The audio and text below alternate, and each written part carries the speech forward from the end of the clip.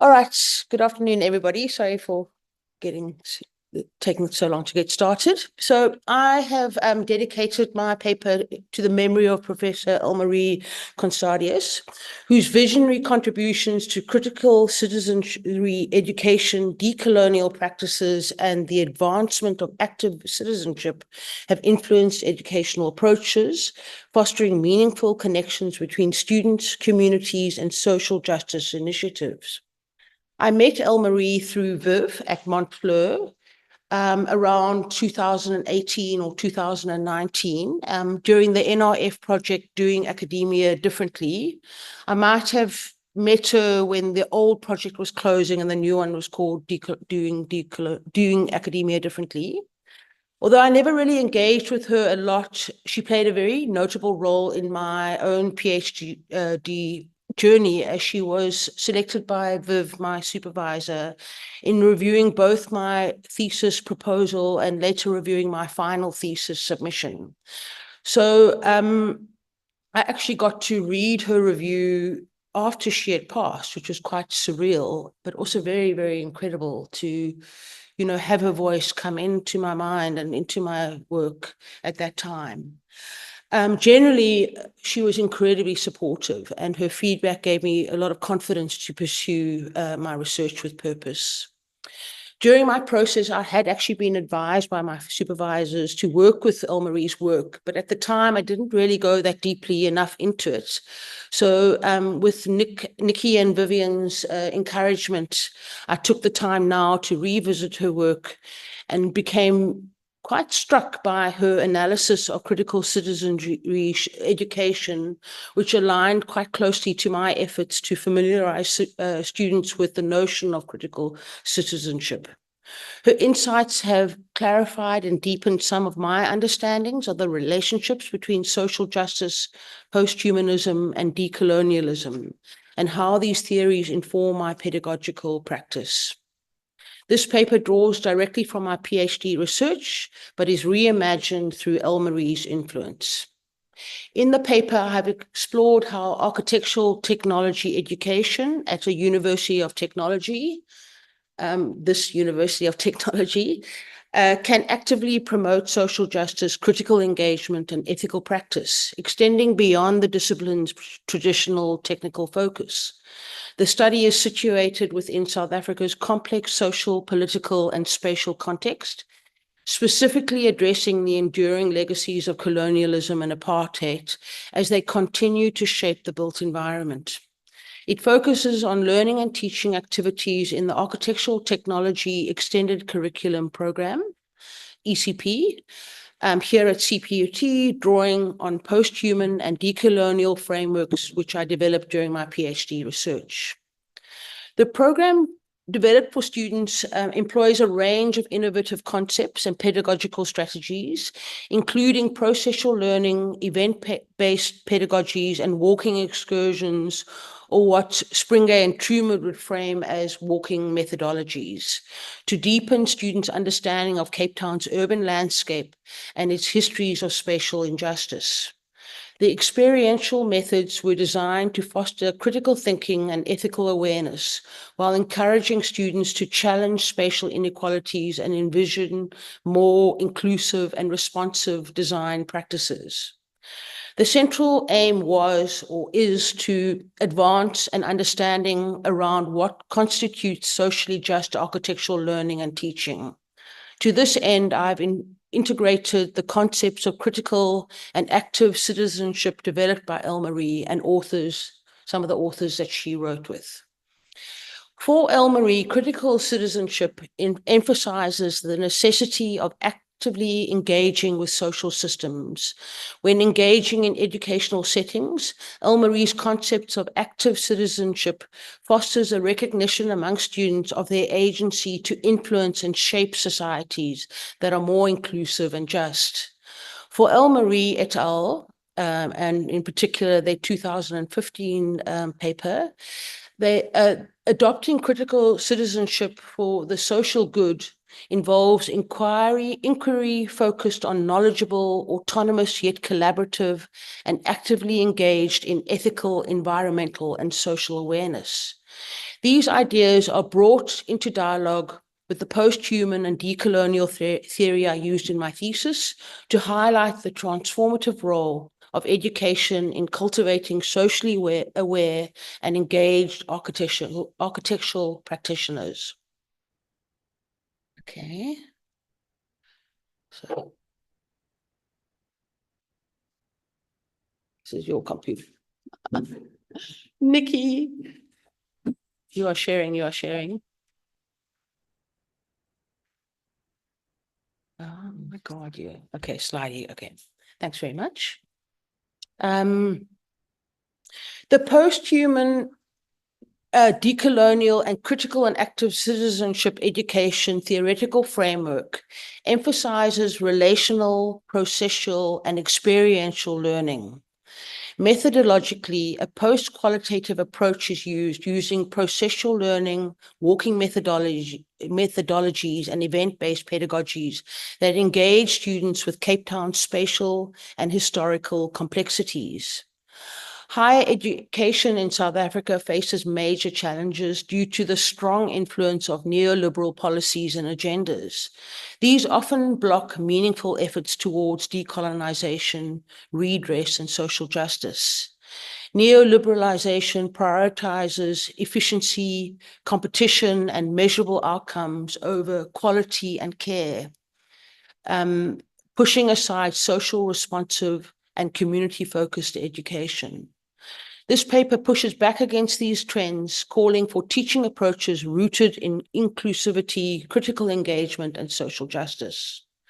Architectural education in particular needs to navigate these neoliberal pressures while addressing the deep-seated inequalities in spatial planning, land ownership, and urban development that stem from colonialism, apartheid, and even post-apartheid policies in practice. By reimagining built environment, architectural education has the potential to promote inclusivity and equality. It can raise awareness of local needs while equipping students with the critical skills and practical tools needed to address South Africa's complex social, economic, environmental, and political challenges.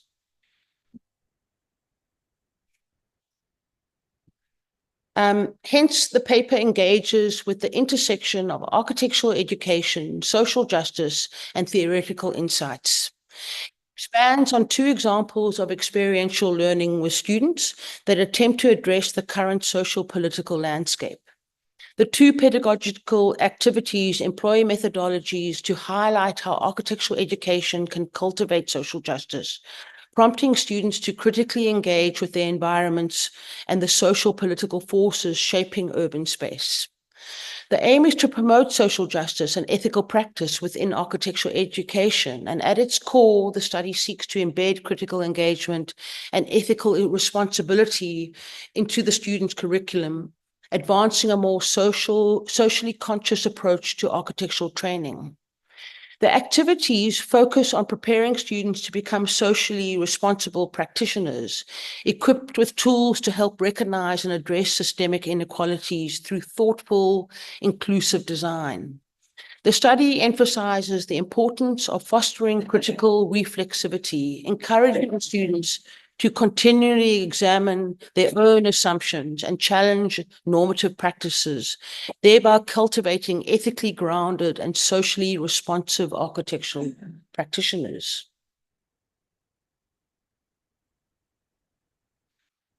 Sorry.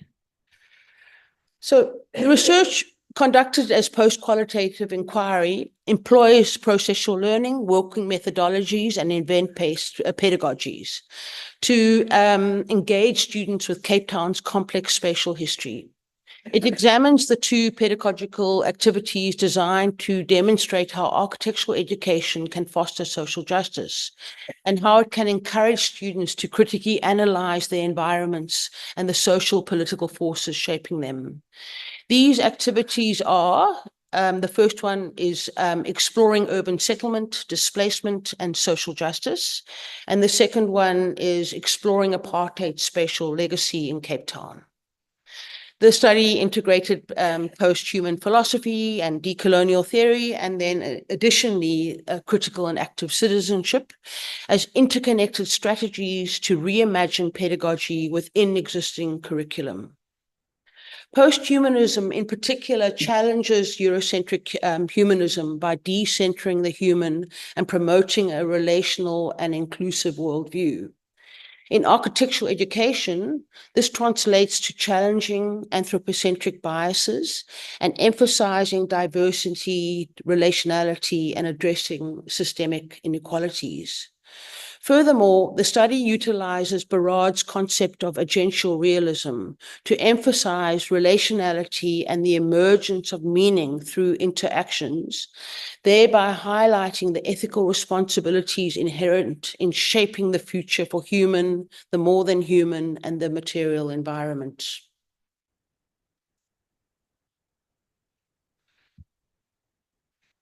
Decolonial theory, as described by Magnola, Tamale, and others, urges a shift away from Western-dominated knowledge in education and advocates for African-centered, place-based learning that reflects local and global South realities. Derrida and Barrad's notion of hauntology provides a powerful framework for reimagining how colonial and apartheid histories persistently influence architectural spaces. This lens is particularly effective when applied to discussions about District 6, where the absence of displaced communities and the erased histories continue to haunt the current landscape. And interestingly, the landscape is the very place where the university is built. These hauntings, however, can inspire innovative visions for the built environment, visions that embrace the diverse tapestry of lived experiences, histories, and ecologies. Complementing this, Barrad's concept of returning highlights how history and material realities are not fixed, but are continuously reshaped. This isn't about returning to the past, but about revisiting, reworking it to create new possibilities and to reveal how apartheid-era spatial injustices continue to manifest in contemporary urban design, public spaces, and the built environment, shaping our present-day experience of the city. Together, these ideas challenge the notion of simply filling the void left by historical erasure. Instead, they advocate for architectural practices that honor histories of displacement and support inclusive, reparative futures. Confronting these voids requires addressing the systems of knowledge that enabled such erasures in the first place. Therefore, in architectural education, this necessitates moving beyond curricula that merely replicate Western ideals and engaging deeply with the inherently political nature of the built environment. Cape Town's District 6, a potential symbol of forced removals and spatial injustice, offers students a crucial site to confront epistemic violence and critically explore the role of architecture in both resistance and reparation. For Barrad, the void is not merely an empty space. Rather, it's filled with traces of past exclusions, as well as future potentialities.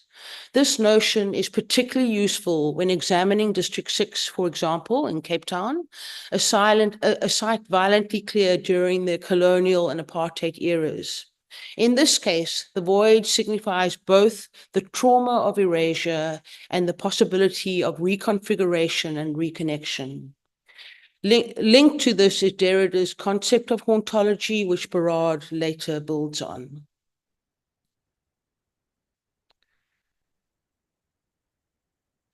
Okay, Constantius and Alexandra's work on critical citizenship provides a framework that supports reflection on students' roles within broader social contexts.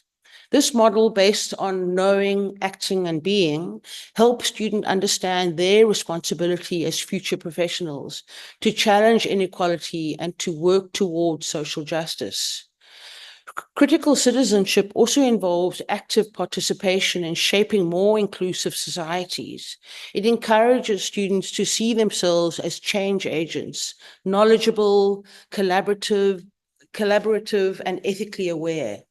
From a post-human perspective, this means recognizing the interdependence of human and more than human actors, that being things like spaces, materials, ecosystems, in shaping the built environment. This approach fosters a more holistic view of architecture, one that embraces relational thinking and sustainable inclusive design.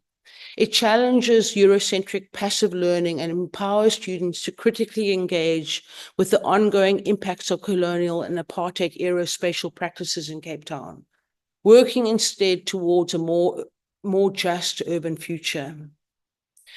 My teaching is guided by processual learning, which sees education as a continuous process of growth and change rather than a fixed transfer of knowledge. Manning describes it as a philosophy of movement and becoming. This approach blends theories with practice, encourages students to reflect critically on their social, historical, and spatial contexts. Core to this method are walking excursions and event-based activities, such activities that immerse students in Cape Town's urban landscape. These experiences challenge colonial knowledge systems by exposing students to the spatial injustices and prompting critical reflection. They are designed to build a sense of ethical responsibility, or what Barad would describe responsibility, which is the willingness to respond meaningfully and to engage with others, as described by both Barad and Haraway.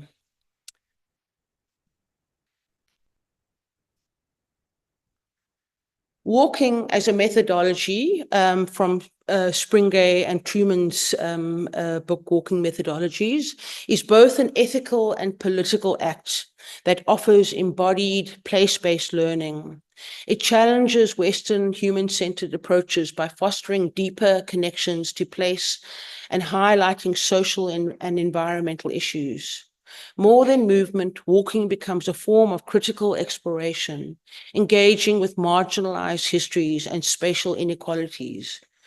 Drawing on Lefebvre's rhythm analysis, it helps students to see urban spaces as socially constructed and constantly changing, shaped by past and present social dynamics. In architectural education, walking encourages students to think relationally, recognizing the link between materials, histories, and communities. As a decolonial practice, it pushes students to confront colonial legacies and understand the built environment as an evolving, contested space. Walking with post-human and decolonial perspectives fosters critical awareness and empowers students to integrate these insights into more just and inclusive design practices. The concept of eventing as a form of processual learning is used, based on the idea that knowledge is shaped through movement, change, and relationships. Unlike traditional fixed methods, eventing creates flexible, responsive learning spaces where understanding emerges through direct experience. These events, such as walking excursions and the event-based learning at District 6, form dynamic environments which encourage experimentation and collective inquiry. The knowledge generated is not seen as final, but as something that can be revisited and deepened over time. Through eventing, theory and practice are closely linked, helping students engage critically with real-world issues in an evolving hands-on way. Walking methodologies and event-based learning are used to help students engage with Cape Town's complex social, political, and spatial landscape. These approaches combine post-human, decolonial, and critical citizenship perspectives to raise awareness of the historical and spatial injustices and to develop socially responsible future architectural practitioners. Okay, so just to talk a little bit more about the two events. So event one, exploring urban settlement, displacement, and social justice. This two-day workshop was held at the District 6 Homecoming Centre, and it immersed the students into the history of forced removals through interactive activities and personal testimonies from former District 6 residents. The museum tours with the former residents provided further context for understanding the urban inequality and spatial injustice. Guided walks across the District 6 site, led by former residents, illustrated to the students how apartheid-era planning shapes the urban inequalities. Interactive exercises back at the Homecoming Centre, such as race classification, role-playing, and the silent card game, prompt reflection on power, privilege, and spatial injustice. The sharing of personal stories by former residents fosters intergenerational dialogue and enhances the learning experience. The workshop's processual hands-on approach connected theoretical concepts with lived realities, encouraging students to critically consider their roles as future designers in confronting colonial and apartheid legacies and envisaging more inclusive, just spaces. District 6 serves both as a site of memory and a catalyst for socially responsive architectural education. Then the event number 2 was framed as exploring apartheid spatial legacy in Cape Town. This was also a two-day event, but it was a bus tour which went through historically segregated areas of Cape Town, namely the Cape Flats, where former District 6 residents were relocated. It connected past displacement to present-day urban challenges and highlighted the importance of socially responsive design in architectural education. The aim was to help students critically engage with the lasting impact of apartheid and colonial urban planning. On the first day, students visited areas such as Ndabeni, Langa, Pinelands, Athlone, Lavender Hill on what we know as the Cape Flats. Areas shaped by forced removals and racial zoning. These visits highlighted ongoing spatial inequalities and encouraged students to reflect on their role in addressing them as future architects. That's just a slide showing the 2 trips on the 2 days. So the first area we visited was Ndabeni, and then from there we went to Pinelands and Langa. And these areas are in a very close proximity to one another and have similar colonial/apartheid timelines in their early historical development. In the top left, you see Ndabeni.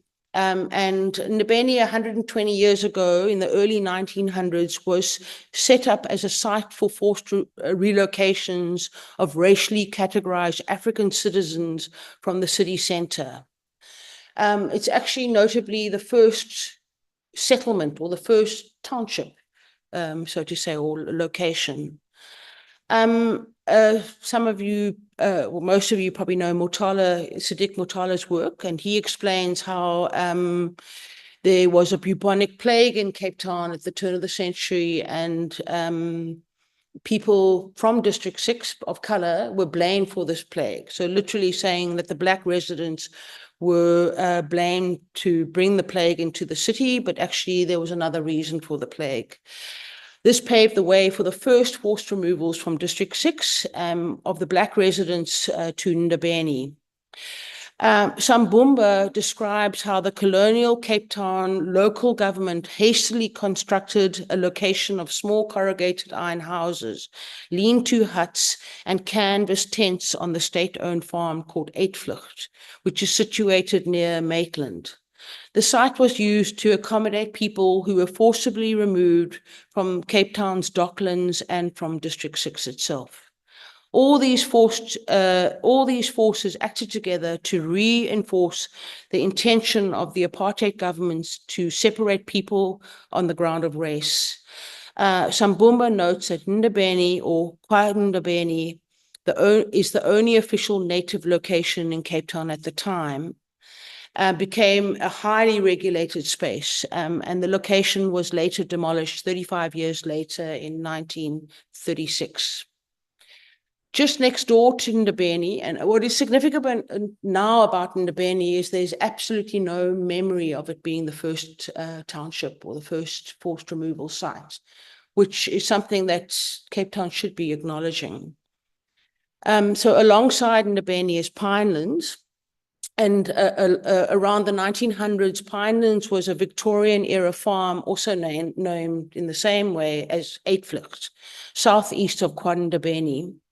Thousands of pine trees were planted on the farm, and in 1919, Eitvlucht was founded as a new town for whites only, and the first residential houses were built in 1920, and then the neighborhood was officially opened in 1923.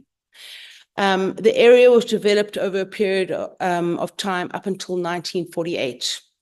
This early town planning layout for Pinelands was based on the garden city concept by a British town planner called Sir Ebenezer Howard. His utopian garden city concept was developed in the early 1900s and became very popular in England at the time. It sought to harmoniously combine the countryside with the urban town, making Pinelands a kind of whites-only utopia. The Pinelands urban garden city layout was an attempt to provide relatively affordable housing for white middle class people or citizens in Cape Town. Southeast of Pinelands is Langa, which is Cape Town's oldest African township. Langa and Pinelands are separated only by a railway line and a major arterial road, Jan Smuts Drive. Pinelands was established as a middle-class residential neighborhood alongside Langa at a time when African people were being forcibly removed to Langa.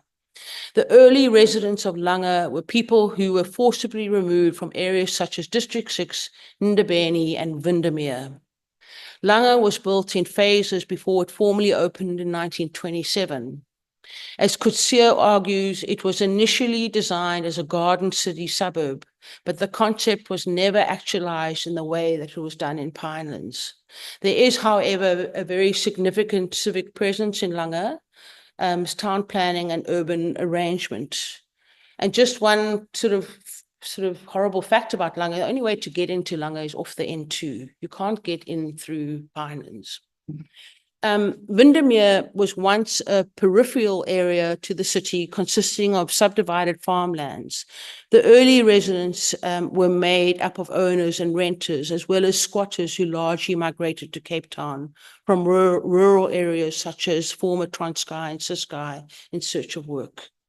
From Langa, our bus took us to Gatesville, Athlone, and Lavender Hill, also on the Cape Flats, but I'm not going to go into those histories. But what is interesting is the name Lavender Hill is actually a former street name from District 6. Then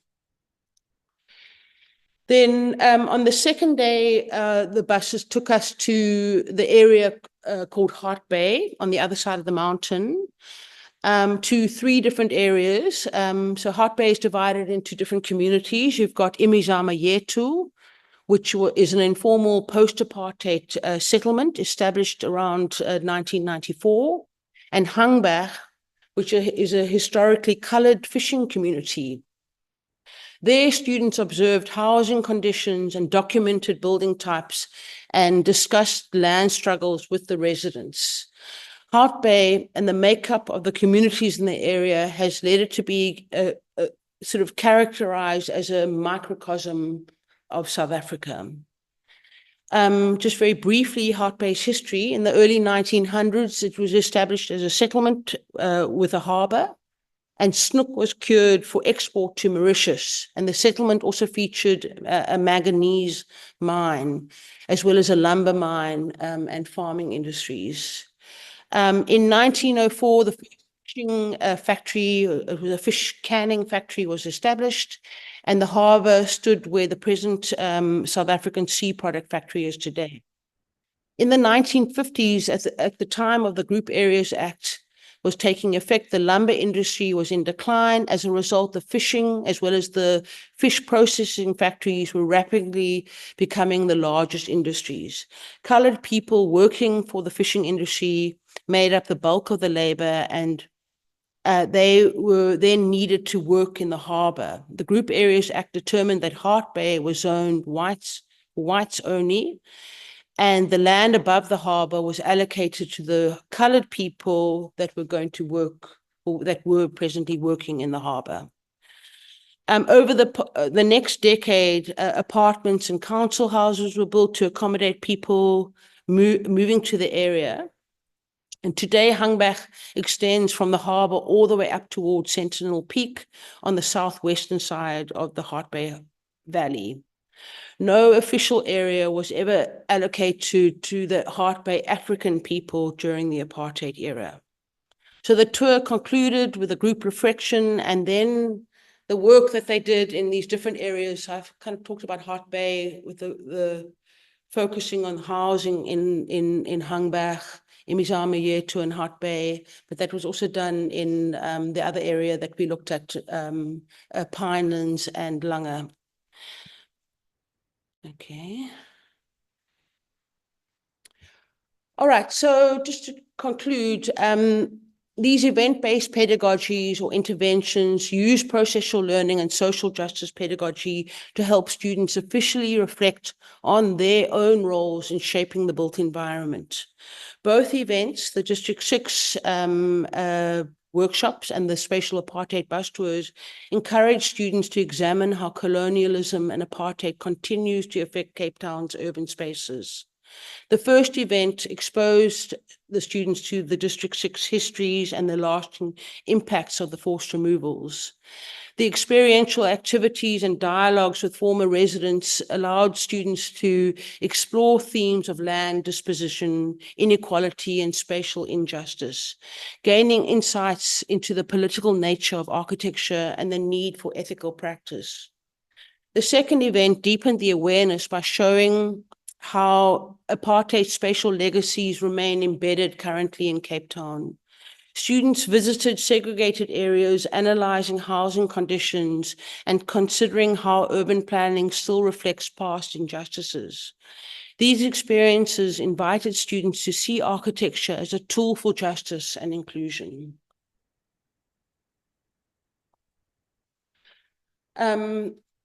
The paper tried to explore how architectural education can move beyond its technical focus to actively promote social justice, ethical practice, and critical engagement. Rooted in South Africa's social, political, and spatial contexts, the curriculum is shaped by post-human and decolonial theory, alongside Elmarie's concepts of critical and active citizenship. By integrating Barrad's agential realism, students developed a relational understanding of the built environment, in recognizing the interconnectedness of human and more than human elements. Post-humanism challenged anthropocentric thinking and encouraged a socially just, inclusive approach to architecture. Decolonial theory guided students in confronting the historical erasures of colonialism and apartheid, amplifying marginalized voices and African knowledge systems. Events like the District 6 workshops, the walking tours, and the apartheid bus tours immerse students in the realities of spatial injustice and land disposition, turning learning into a deeper, reflective, place-based experience. These processual, experiential activities help students connect personally and professionally with issues of inequality, fostering empathy and a sense of responsibility. Working with the District 6 residents also encouraged cross-generational dialogue and deeper engagement with the ethics of design and the ethics of their profession. In summary, the approach positioned architectural education as a space for resistance, reparation, and transformation. By combining critical citizenship with post-human and decolonial perspectives, the curriculum supports the development of socially aware, ethically grounded practitioners committed to designing more just, inclusive, and sustainable built environments. And that's my last slide.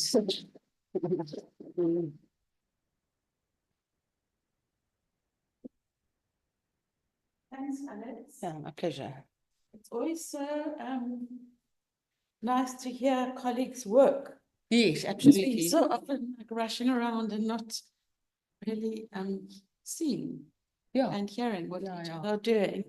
And also it's very sobering hearing our history, this local history kind of put together the way you've done. So I kind of felt, I was a bit moved naughty. I by took that, stuff from my the history stuff actually isn't in the so much in the paper. It's No, more it of doesn't my matter, PhD. but still, it's just it's a sobering reminder of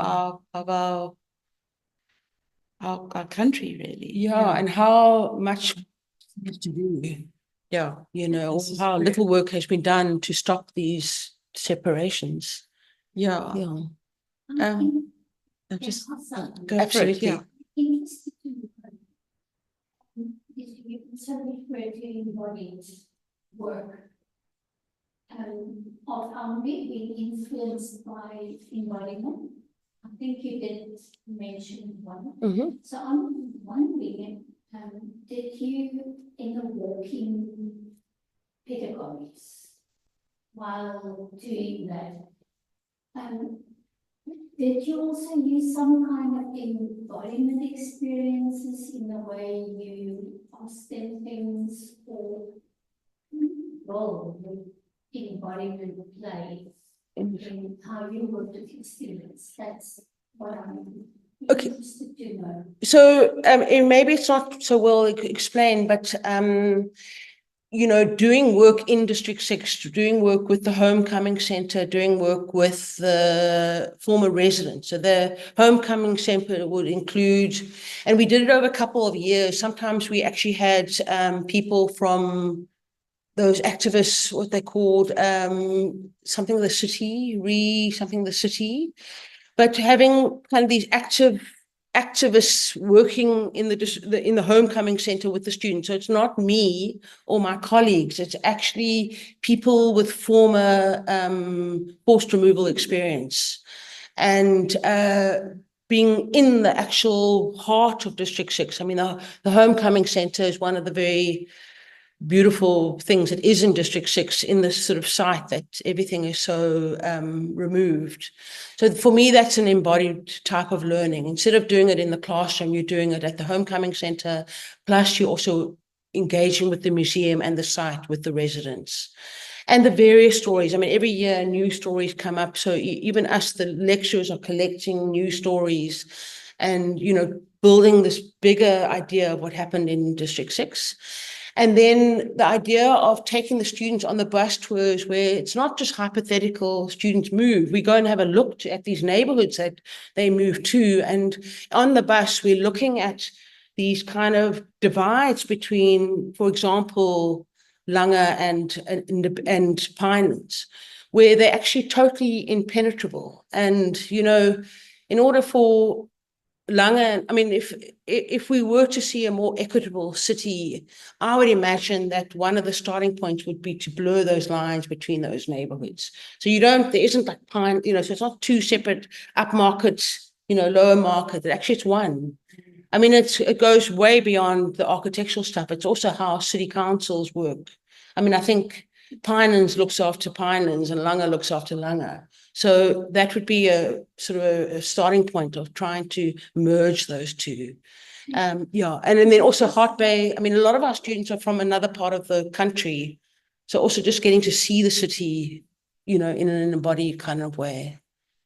She also answered something that I was wondering about, because I know I often grapple with it.